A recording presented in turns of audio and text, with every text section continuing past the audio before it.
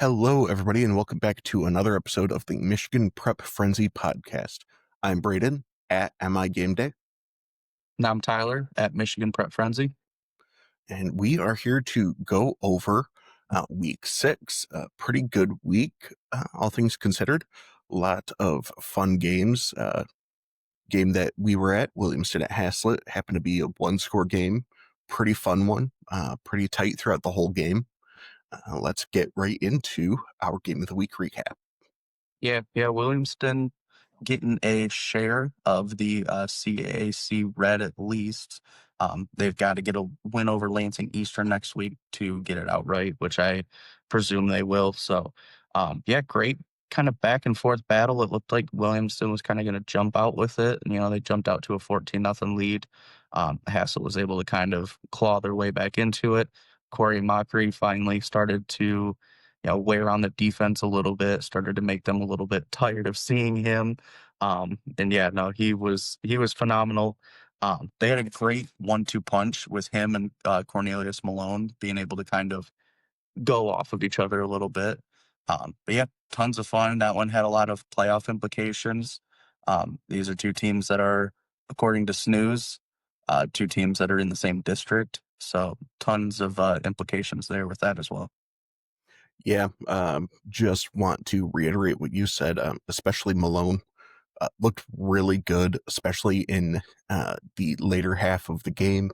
Yeah, Williamson got their first 2 touchdowns early, but they really seemed to get a consistent ground game going in the second half, even if they did only have one score to show for it. Yeah, and the Williamston defense, like I said, they did a really good job in the first half, but I think they finally started to get worn out of, just running head on into them for, the first half and then into the second half. But Williamston's passing game really impressed me. Um, Caleb Nielsen, quarterback, was phenomenal. Mhm. Kind of got it done on the ground and through the air. Tommy Pratt showing why being 6'5" is awesome because he had a couple catches that only he can make. But yeah, no, I was really impressed. They were very dynamic, very well-rounded team, good defensively, good through the air, on the ground, just a really sound team. Yeah, Pratt, I happened to get a good shot of one of his catches of him just leaping up into the air and managing to keep 1 foot towards the ground and grabbing the ball when it was probably about 8.5 feet in the air, and doing so with pretty relative ease. Uh, Pratt looked great. Nielsen looked great. Really, my only concern for these two teams going forward is their discipline because, boy, there were a lot of penalties in this game. In particular, Haslett's first possession, they had at one point 5 offensive penalties and 3 offensive snaps. Yeah, tons of weird self-inflicted wounds on both sides. Both of them just had procedural, errors that just didn't need to happen. Tons of false starts, just weird stuff that you wouldn't expect this deep into the season. So, yeah, I mean, I would like to definitely see those get cleaned up. Yeah, a lot of, like you said, false starts, some illegal motion, and some just formation errors that, you know, we would like to see get hammered out. But there was one in particular when they lined up to punt on that first drive, and they didn't have their guys lined up right. And in week 6, that's something you would hope to have hammered out by now. Yeah, no, that was a weird thing to see. And these are two teams that I always think of as really well coached. Mm. So I'm sure that those will not stand, and I'm sure that they will get cleaned up. But yeah, definitely a little late in the season to see so many, especially early on. But I think playing in that environment was a little tough, even for both sides.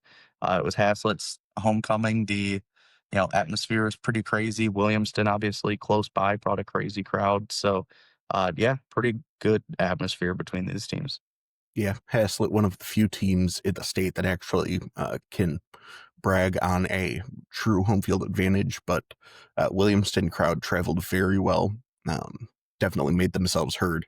But overall two solid teams. But this was a proving game for Williamston, and after seeing this, they definitely feel like the real deal. Yeah, I think they're the real deal. That was a really great performance from them, especially shutting down a power four committed running back for as long as they did. He still got his, especially in the second Mhm. half, but he did not go out there and destroy them by any means. They did a really good job of keying in on him and making someone else hurt him.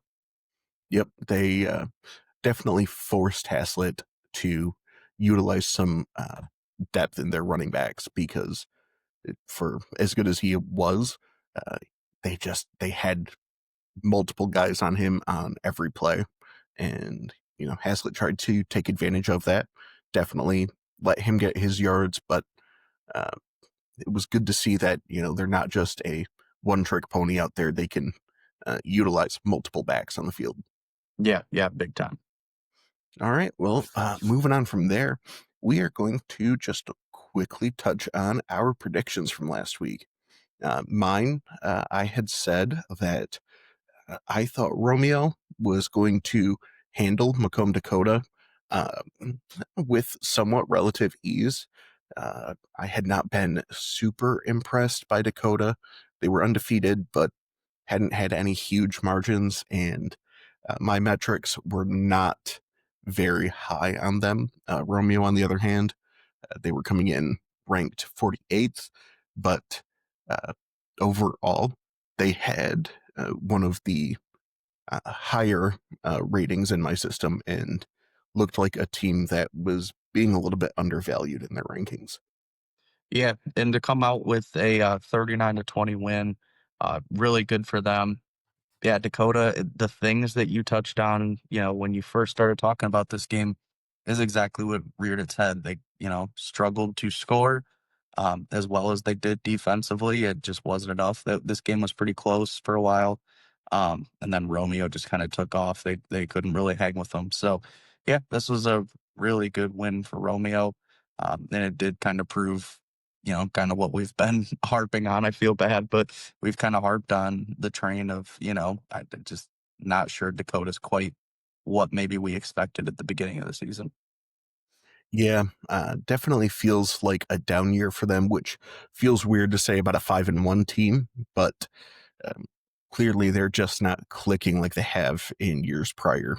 Um, Looking forward, they've definitely got some interesting matchups with Dakota uh, taking on Ike, Utica, and Oxford in the coming weeks. Um, and yeah, Romeo on the other side, following their 0-2 start, they're 4-0 and moving with about as much momentum as any team in the state. Yeah, playing with a ton of confidence. This is when you want to start getting hot within the last few weeks of the end of the regular season, which feels crazy to say that we're almost to that point. But yeah, this is exactly what you want to see a team starting to get hot at the right time. And I think a win over Dakota like that, I think that gives them a huge boost. Couldn't agree more. Let's move on to your prediction. You had said that this was going to be Ithaca's uh, big turnover, just handing over the keys to Valley Lutheran and not winning the conference for the 17th year in a row. Yeah, yeah. Nobody wins the TBC 17 years in a row. We stop them there. But no, Saginaw Valley Lutheran, 23-22 win over Ithaca was able to, get a field goal towards the end of the game to clinch it. But just crazy, crazy stuff. Yeah, I just felt like Saginaw Valley Lutheran felt like they were playing with momentum. It felt like they were kind of the team of destiny almost, and Ithaca has struggled with some injury issues and things like that. But yeah, Valley Lutheran never defeated Ithaca before, and here they are defeating them to win a conference title, which is crazy. Crazy that for all the times they've played, they've never actually taken them down. Does speak very well of Ithaca and the consistency that program has built. Definitely no concerns there as far as the whole foundation of the program is concerned. They are on as solid a footing as you can ask for. Uh, it's just one of those things that it's a matter of time, and one of these games is going to get away from you. You're going to slip up, and just so happen you called it at the right time. Yeah, yeah, lucky me. Yeah, no, I like this Valley Lutheran team, and yeah, Ithaca's still on a good, footing as well. So, but it's funny that they sit there and win the conference for 16 straight weeks, and then we start discussing the stability of their program after they lose the conference title one time. So that just shows the kind of expectations they have, though. And they got to finish out the season strong. They've got Saginaw, Newville, Fowler, and last year's state champion Beale City on their schedule still. I mean, most teams would finish 0-4 in this stretch. So they've got to get these next three. They've got to give them their all. Yeah, and it's something that we're asking from Ithaca that we haven't had to ask in quite some time, and that is rebound from an in-season loss. Yeah, yeah, you don't see that very often. All right, well, congrats to you, and good job calling that. Congrats to Saginaw Valley, and always fun to watch Ithaca lose. Yeah, I knew you'd celebrate a little.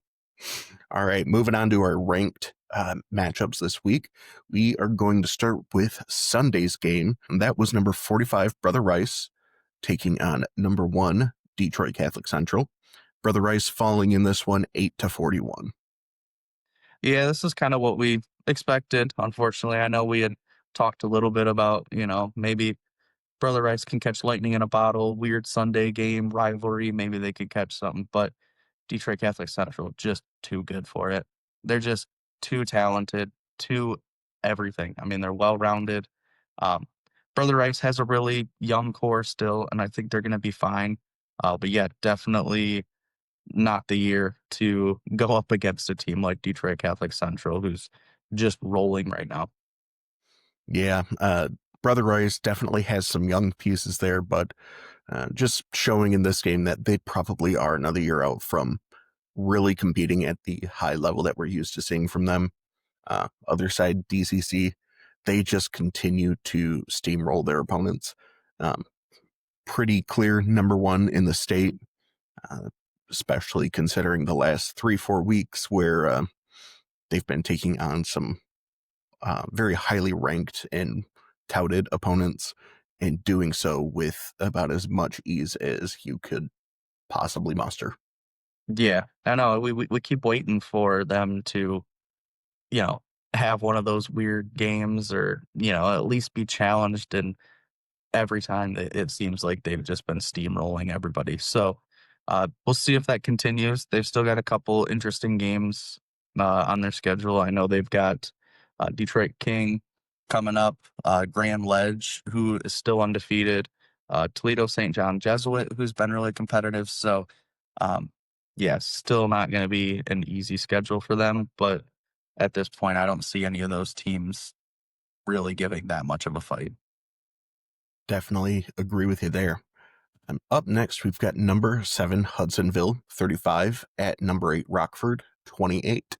This one is a little bit deceptive because when we checked in on this game at halftime, Hudsonville was up 28-0, and Rockford, kudos to them for being able to claw back and make this one a game.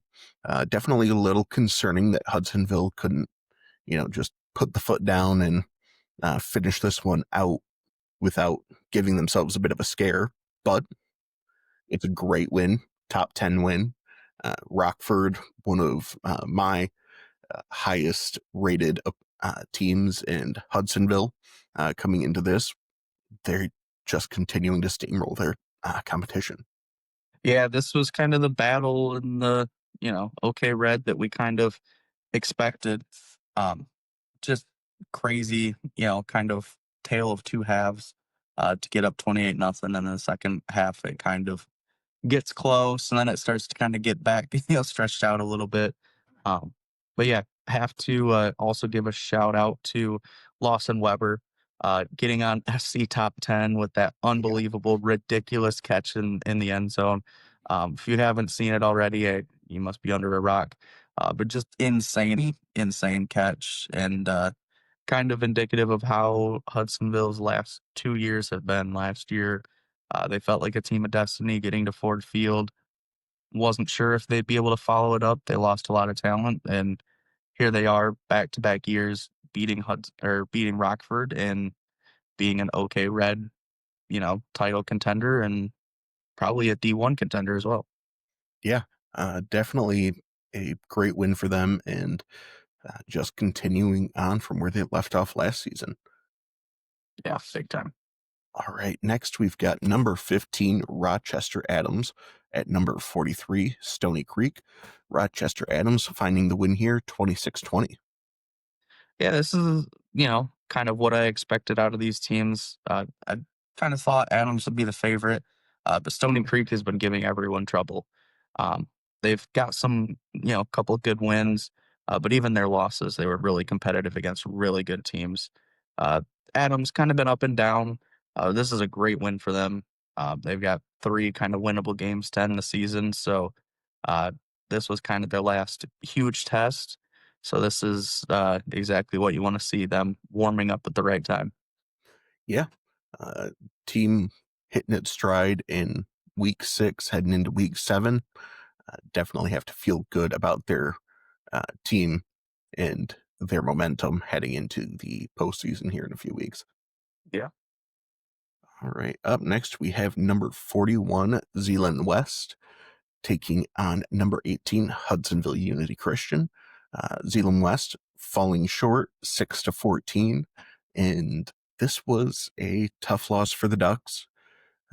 Not all that surprising. Hudsonville Unity Christian is a machine year in, year out. They're always one of the top offenses in the state, and almost always a very stout defense on the other side.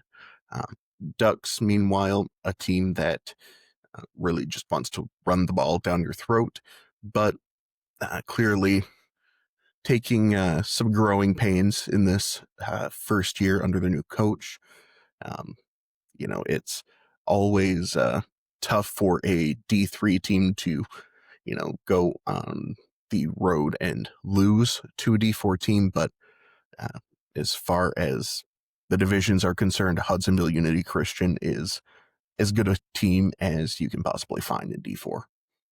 Yeah, this is one of the many teams that you can talk about in D4 that could win a state title this year. Mm-hmm. Feels like there's about 8 to 10 that feel like they could have a legitimate shot if things fall their way. But yeah, no, this is exactly what kind of game you expect. Just grind it out, tough battle. Uh, I mean, stinks to have a silver lining in this, but Unity Christian was averaging 46.4 points per game, and they held them to 14. So, I mean, that does say something. But yeah, not the result they wanted, but I don't think this is indicative of anything long term. Yeah, agree with you there. Uh, Already moving across the state, uh, over into West Bloomfield at Oxford. Number 13, West Bloomfield, falling to number 33, Oxford, 33-34. This was a big win for Oxford. Both of these teams had faced true gauntlets of schedules. Um, in this conference, they always do.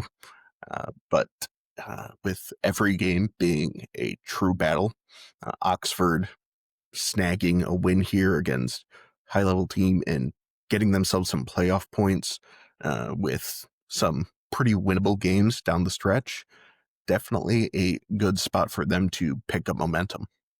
Yeah, there was a part of me that started to get a little worried about, Oxford and what they had going on. And I mean, I still don't think they're a perfect team by any means. They've still had their struggles, but you got to feel good getting a marquee win like this. West Mm-hmm. Bloomfield has been rolling, has been doing their thing in the OAA Red. So to have them come into your house and you get to send them away, that's got to be a really good feeling for them. Love their quarterback, Jack Hendricks. I shout him out anytime that we talk about Mm-hmm. Oxford because he's just such a gamer. And if he was a couple inches taller, he would have D1 offers. Um, but unfortunately, it's just not the way it goes, obviously. But nothing to take away from his talent. And he's led a resurgence for Oxford. This was not a program that we were used to seeing win these kind of games. So for him to kind of helm this team and some of the turnaround that they've seen, this is a big time kid. Definitely agree. Up next, we are hopping back across to the west side, looking at number 19 Muskegon taking on number 27 Muskegon Mona Shores. Muskegon getting the win here, 28-12. And if you ask me, they are solidifying themselves as true contenders. They came out with a slow start. We had talked about them being 0-2 as they kicked off the season, and they have clearly figured something out there and are just clicking and moving forward with no real issues on either side of the ball. No, it's funny that, we talked about it after week 2. We started asking whether they should be panicking or not Mhm. because this was very much so feeling like what they did last season. Just be really competitive with the best teams on their schedule, but not quite being able to pull it off. Uh, but now here they are, defeating Shores, having a couple marquee wins on their schedule now.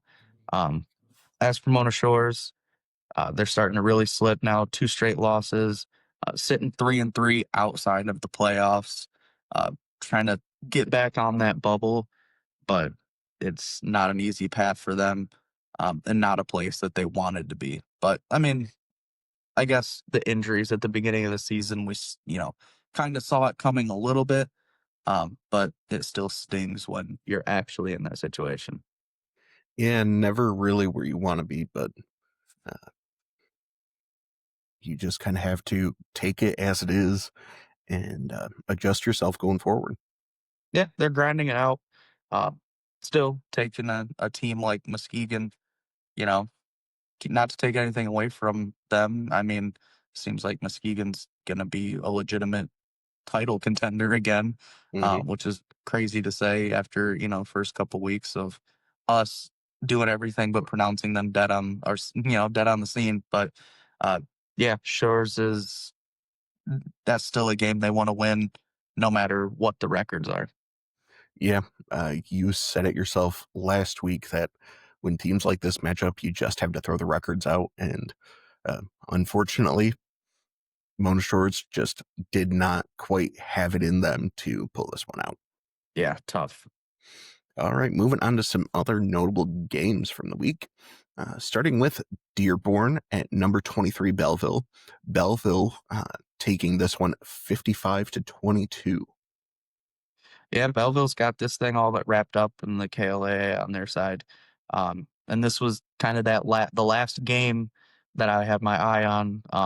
Yeah, I thought if they could, have another really big win over a team like Dearborn, um, really there's nothing left to say until week 9, and I think they've kind of proved themselves.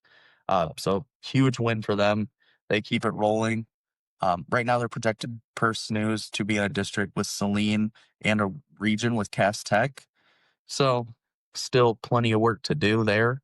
But yeah, you're going to probably see those teams after meeting a team like Brayden in the KLAA crossover. So, tough. No guarantees for them at all right now. Yeah, no guarantees, but Tigers doing everything that they need to after that slow start in the first game of their season. Yeah. Up next, we've got a team that is actually, per my metrics, one of the most underrated teams in the state, and that would be Utica, taking down number 39 Roseville 14-7. This was a bit of a concern following their deflating loss to Grosse Pointe South, but Utica did exactly what we talked about in our preview episode. Yeah, we talked about it. We said this is a team that hangs its hat on defense. And to hold Roseville to 7 points, that's exactly the recipe they needed to win this game.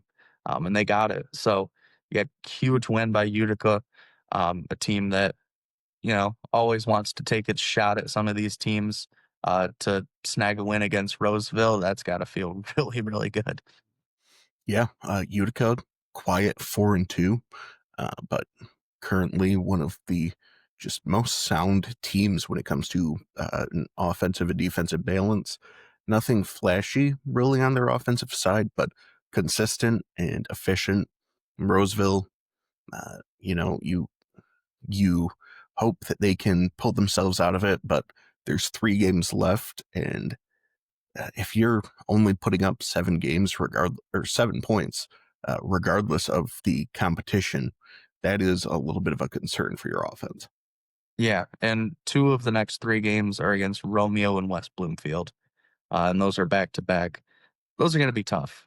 Um, Not a fun proposition for a team that, is coming off of 2 straight losses like they are. They've got a couple big ones here over the next few weeks. So, yeah, they've got to, dust themselves off fast, but you got punched in the mouth here a couple times. It's gonna be, big time to try and respond here. Up next, we've got number 49, Lowell, taking on Kanawha Hills. Lowell falling 35-49. Huge bounce back for Kennewatt Hills, team that lost to Battle Creek, Harper Creek last week, and then Lowell getting their second loss handed to them in a row. They lost to Cedar Springs last week in a close one. So yeah, these were 2 teams that were going to be hungry, going to be desperate. It seems like Kennewatt Hills just wanted it a little bit more, but um, yeah, 2 teams that have been putting together good offense, just not stopping a lot of people. So got to get that tightened up. But great win for Hills and Coach Fellows. Yeah, Lowell, definitely disappointing to lose your 2 games in a row like that, but all you can do right now is focus on pulling yourself out of that skid and trying to finish up this season strong. Moving on, we got number 28, Howell at Heartland. Howell taking this one 35-7. And right now, the Highlanders, if I'm not mistaken, Yeah. they are rolling on their side of the KLA. Yeah, they've done a really good job. Another convincing win. This was one of the teams that I had circled playing at Heartlands. That's just a tough, gritty team. Heartland's given up some battles here, but yeah, this week was a big statement by Howell. Um, got to play Novi, and then they got the big time matchup next week with Brighton before the crossover. I know they're going to want to take their shot at Brighton here.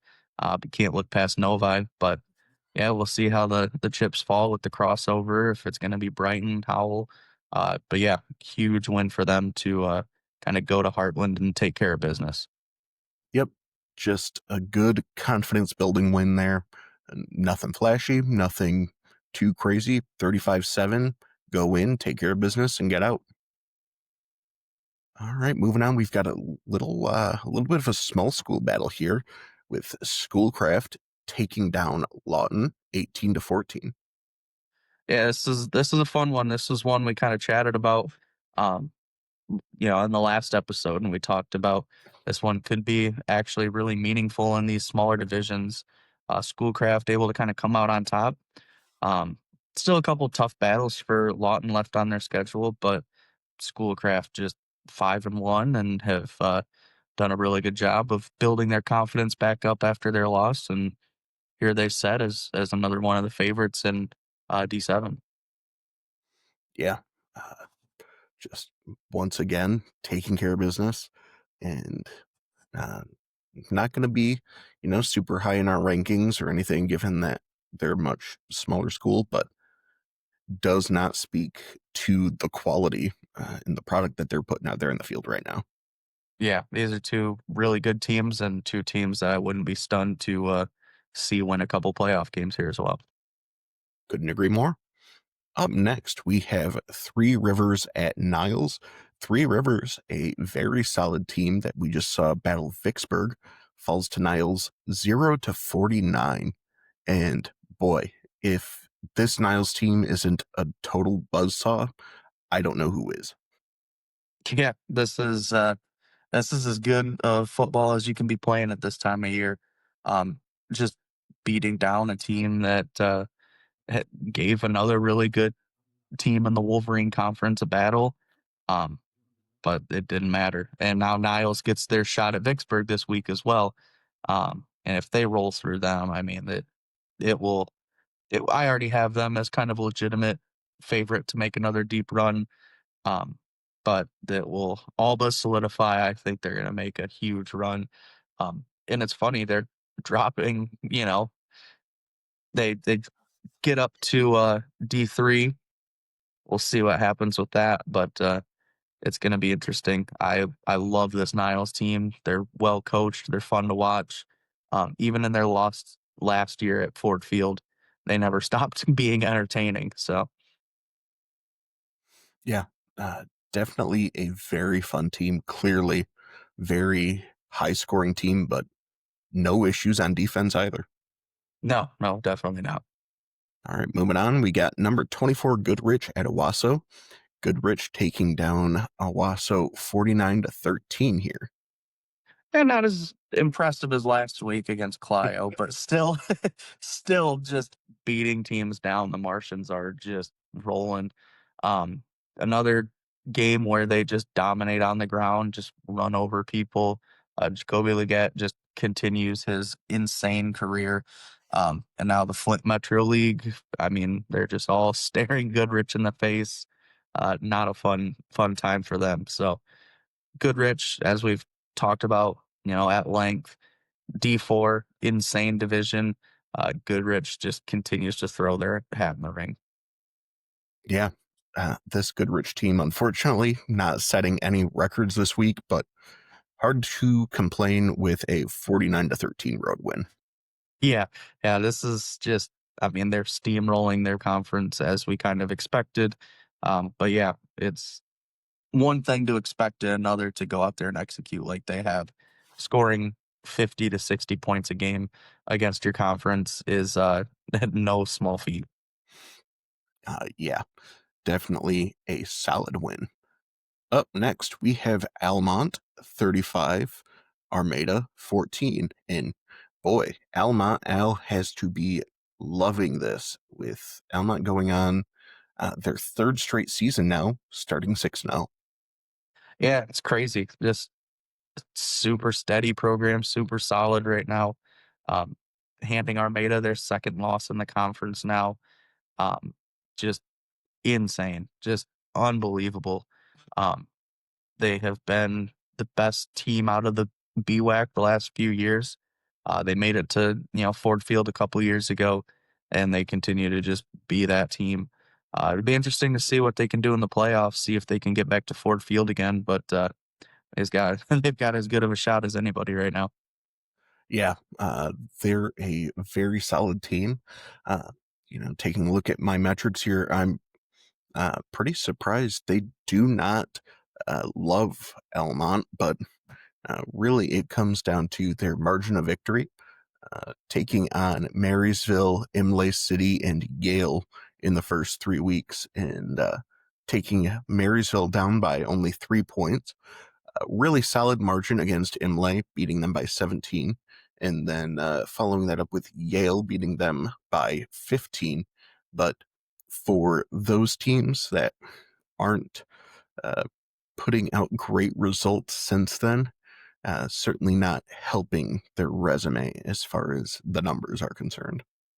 Yeah, it's interesting. It feels like maybe if they could win by more and are kind of calling the dogs off maybe a little bit. Hmm. Or maybe they really are, struggle with these teams more than we think. I haven't been to an Almont game, so I guess I don't know for sure. Yeah, it's interesting to see that the computer doesn't quite love them quite yet. Nope, it doesn't. But really, if you look at their last 3 games, winning by 20 points, 25, and 21, respectively, against some quality teams, especially Crosswell, Lexington, and Armada this past week, really more of a recency bias at work from the pollster standpoint, just looking at this and saying, yeah, they seem to figure something out. Yeah, I think that's probably what it is. They've just, kind of found their groove and started clicking a little bit. Um, Maybe they called the dogs off early in a couple of those games, or maybe they just, needed to find their footing a little bit. But going out and kind of dominating Armada like they did should tell you quite a bit. Couldn't agree more. Moving on, we have number 21 Granville taking care of business and getting the W against Jenison 31-26. Game that, on Granville's side, you really don't want to see it be this close against a Jenison team that has shown quite a few cracks, but a win is a win, and Granville getting one on the board without Tank Terry counts for something and has to be at least a slight confidence booster for them. Yeah, I mean they showed they can win in a tough conference without him. But yeah, it's proving to be a little bit more difficult than maybe they anticipated. It's hard, and especially in the OK Red, to start grading wins. It's a tough conference. Everybody's good. It's tough to win in that conference, no matter who you're playing. So you can kind of get complacent and start grading wins, but just good to get by another one. Um, Bulldogs have Grand Haven in week 7, and then they finish with East Kentwood and Hudsonville, the kind of top 2 teams in the OK Red. So still kind of the meat of their schedule, maybe still ahead over those last couple weeks. Yeah. I mean, gonna be tough finishing this out, but got to keep looking forward. This is a Yeah. team with a solid resume so far. If they can find that missing piece to step up for them without Terry, then they might be able to make some noise in the postseason. But right now, I am holding my breath, just hoping to see a little bit more life out of them. Yeah, I don't know what the timetable is. I'm not going to speculate on Terry's status right now, but yeah, if they have to do this without him, it is going to be really tough. They've shown that there is a drop off when you don't have a guy that can, control the ball like he does. He's a threat to score on every single play. The defense legitimately has to plan for him on every play and account for him. So without that, it's tough. But again, winning in the OK Red, regardless of who it is against, it's tough. And they get by with another one. They do. Like I said, win is a win. They all count one. Take it however it comes. Yeah, absolutely. He'll take it. Any win in the OK Red's a good one. All right. Well, that does it for our game recaps. Before we go, I just wanted to share a little bit of progress we have made on my metric calculations. See if I can get this up here. So, just taking a look at this. Currently, we're looking at the offensive ratings. You can see that Dexter, Saline, Dow, Grand Blanc, DCC, Notre Dame, Clarkson, East Kentwood, DeWitt, and Davison lead our top 10 in offensive production, which is weighted based on division and competition level. So Dexter being at number 1, not very surprising for me. This team loves to score. Saline, another team that we've seen them. They have so many weapons on offense, every level. Their running game is great. They have some very talented pass catchers and great sized O line and one of the best QBs in the state. Yeah, that's no surprise to me.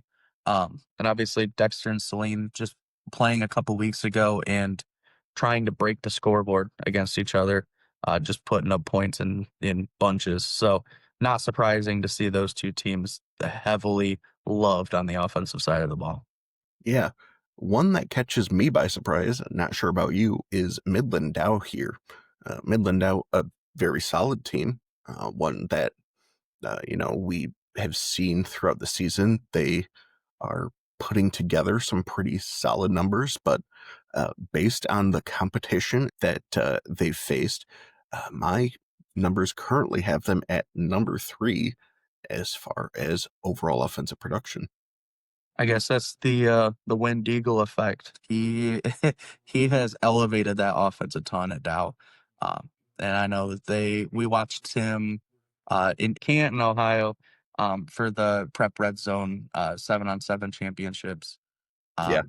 And he looked unbelievable, just dishing it out all over the place.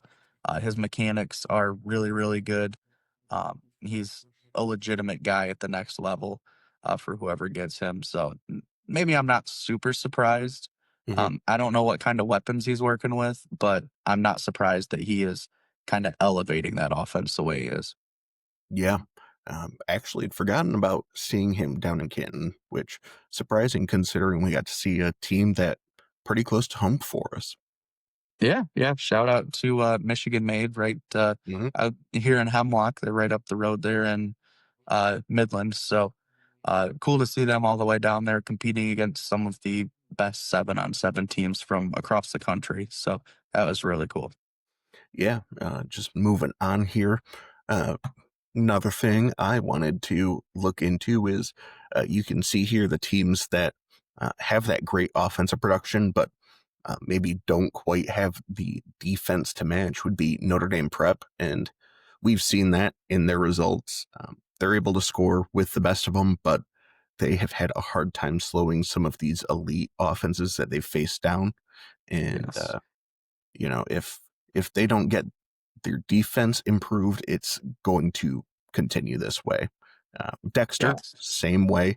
Um, we currently, as far as before the week 6 poll is finalized, they were sitting at 17th for the team with the number one offense in the state. Defense is clearly not performing quite at that same level for them to be ranked that low still. Yeah, yeah, that's really interesting. I didn't even notice that until you started pointing that out. Yeah. And then other side of the ball, we can definitely see that there's a little bit less love for these elite defensive teams. We've got Rochester Adams, Goodrich, which was actually a surprise for me because we think of the Martians and we think of that, high flying offense and just the points that they put up on the scoreboard, but they've been able to really slow teams down, and really that speaks well to the level of competition they face so far.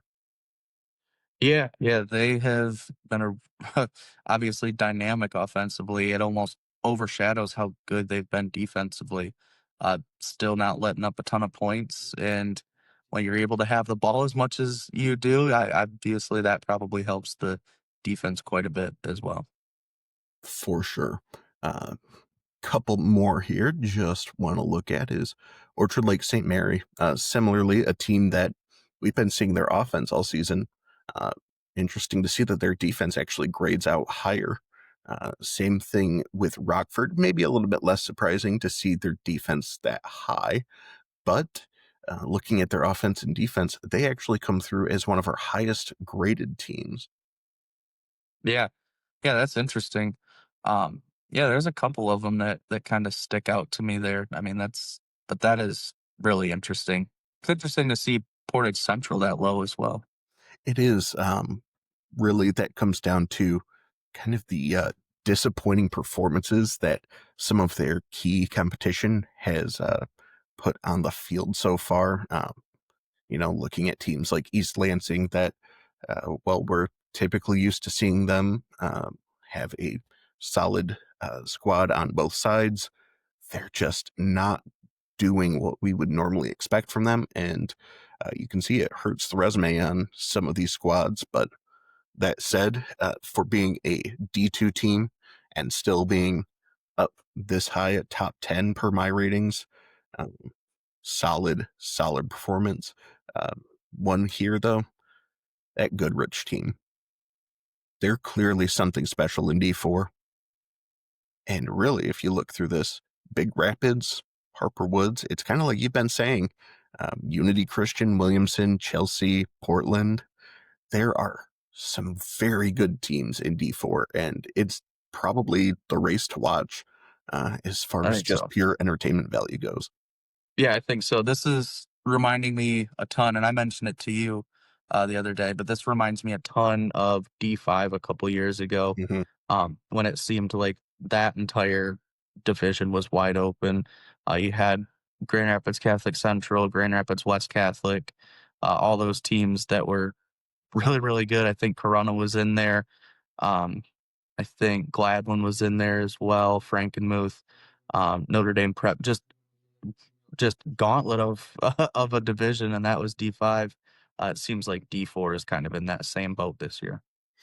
Yeah, looking here, we've got these 11 teams that, if you look at them just purely based on the numbers, there's some that are sitting a little bit higher than others in Goodrich, Big Rapids, and Harper Woods. But we've seen what Unity Christian can do. We've seen what Williamston, Chelsea, Portland, especially with that defense that they've got, Battle Creek, Harper Creek, and Divine Child over there with Sheridan. And last but not least in this little list is Ludington, a team that neither of us are really expecting to do a whole lot. And really both sides of the ball putting good metrics out there for the squad. Yeah, that's what's funny about this is, I mean, we kind of have a list of like 5 to 8 teams that we kind of expect to make deep playoff runs, and then you have teams like, Ludington and Haslett and a couple of those teams that are kind of in that tier below, but still are gonna be extremely tough to beat, in the deep in the playoffs. Yeah. And I mean, looking at this, we've got the teams that we expected, your Goodrich, your Unity Christian, your Harper Woods, your Divine Child. But it's fun to see some of these other squads like Ludington and Williamston get up here and really make some noise and make themselves into real threats to make that state championship run. Yeah, yeah, this is a super fun division to watch. It's cool to see some numbers kinda get put to it, and great great job by Big Rapids. I mean, they seem to have kind of, they've been really good the last couple years. I think they've kinda turned a corner. I think they're a legitimate shot again this year. Definitely agree with you there. And my numbers seem to agree as well. All right. Awesome. Well, that will do it for our review on the metrics. Gonna keep working on those and try to get them out there for people to look through to compare and be able to review some of these ratings at their own leisure. Yeah, yeah, it's a really cool thing.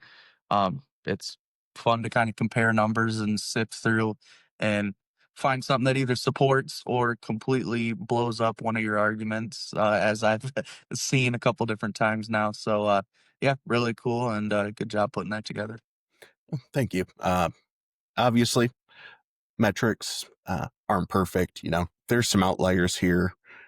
Specifically, there were a couple of teams as I was building this out that kept just jumping to the top.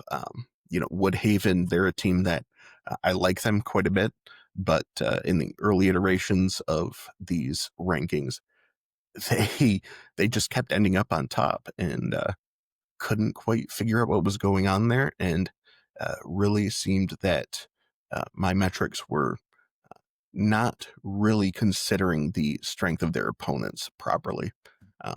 But despite that, I feel like we've got some solid numbers here and excited to keep updating those and get those shared out there for everyone else to see. Yeah, yeah, it'll be a really cool thing. I'm curious to see over the next couple weeks how much those numbers get kind of blown up here as everyone kind of wraps up conference play. Yeah. Excited to see how this does as far as matchup prediction as well. Something that have not really put to the test yet, but might throw together a few little graphics to share out on Twitter. So, with that said, make sure you give us a follow. You can find me at MIGameDay or at migameday.com. Yeah, and I'm over on Prep Red Zone, obviously, all of my stuff there. I'll have some recaps from this past weekend, some midweek check ins, things like that as well. And I'll be over at Twitter at MICHFB Frenzy. All right. Well, that will do it for us for today. We'll be back with you guys later this week to preview these upcoming games. Got a really good slate. These last 3 weeks are very solid as far as just our quality of games. A lot to choose from, a lot to keep our eyes on. We are excited to take a look, and we will be back with you later this week for that. Thanks, guys.